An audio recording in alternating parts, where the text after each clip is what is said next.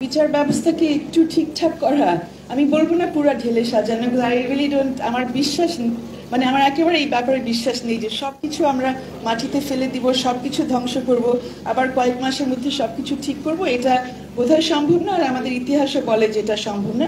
সেই জন্য টুকটাক যা যা চেঞ্জেস করে আমরা এগোতে পারি সেই চেঞ্জেসগুলো দরকার। সেটার জন্য বিচার বিভাগের যে যে সংস্কার নিয়ে যে প্রস্তাবগুলো আসছে সেগুলো দেখতে হবে। পাশাপাশি পুলিশ আর পাশাপাশি অবশ্যই দুর্নীতি দমনের ব্যাপারে যে সংস্কার কার্যক্রম হচ্ছে সেটাও কিন্তু নির্বাচনের জন্য রেলেভেন্ট, সেটা যদি স্বচ্ছভাবে হয়।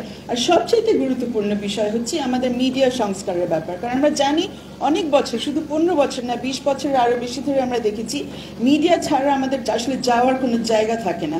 কোর্টে যাওয়ার আগেও কিন্তু আমরা মিডিয়ার কাছে যাই, একটা বক্তব্য সেখানে যদি আসে সেটা ধরে সেটা থেকে একটা ওপিনিয়ন ফর্ম হয়, সেটার বেসিসে আমরা কোর্টে ডিসকাশন করতে পারি। সো মিডিয়া হচ্ছে আমাদের সবচাইতে ক্রিটিক্যাল জায়গা এবং এই সময় যেখানে আমাদের কাজ দরকার।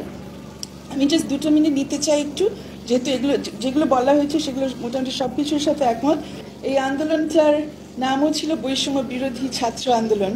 আই থিঙ্ক বৈষম্য কীভাবে আমরা নিরসন করতে পারবো সেই বিষয়টাতে গুরুত্ব দিতে হবে। সো এখানে যেমন এখন যে শব্দটি আছে আমাদের 72 সনের জন্য হয়তো ঠিক ছিল, কিন্তু এটা নিয়ে আমরা আই থিঙ্ক অ্যাটলিস্ট 30 বছর আপত্তি জানিয়ে এসেছি যারা এইসব বিষয় নিয়ে কাজ করি।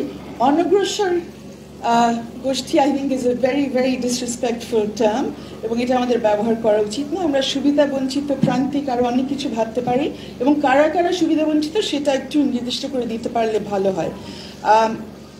একটি বিষয় এখানে থেকে বাদ দেওয়া হচ্ছে, সংবিধানে 72-এর সংবিধানে গোত্র কথাটা বলা ছিল, মানে কাস্ট বেসড ডিসক্রিমিনেশন, এটা এখানে হয়তো ভুলবশত বাদ দেওয়া হয়েছে, ইচ্ছে করে হয়েছে কিনা জানি না।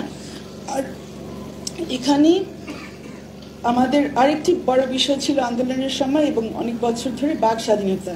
এখানে বাক স্বাধীনতার ধারাটা অপরিবর্তিত রাখা হয়েছে।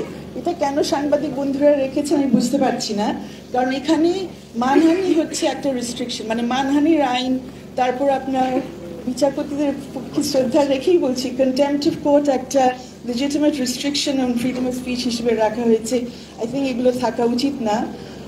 এখানে শুধু এখানে আমার প্রস্তাব হবে যে একটু আপনার আন্তর্জাতিক আইনের দিকে তাকাবেন, সেখানে বাকস্বাধীনতার সংজ্ঞা কীভাবে দেওয়া আছে এবং সেখানে যে পরিষ্কার করে বলা আছে যে হ্যাঁ বাকস্বাধীনতা অবাধ থাকবে না, কোনো ধরনের বিদ্বেষ ছড়ানো যাবে না, সেই বিষয়টা যদি আমরা নিয়ে আসতে পারি আই থিঙ্ক এটা অনেক ইমপ্রুভ না। এটা নির্দিষ্ট আর অন্যভাবে বলা আছে, ওকে দেখবো।